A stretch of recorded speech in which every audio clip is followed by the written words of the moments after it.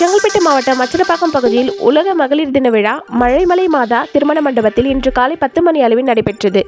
இத்தகவலோடு இணைகிறார் நமது செய்தியாளர் திரு கபீர். வணக்கம் கபீர், தற்போது நிலவரம் சொல்லுங்க. வணக்கம்.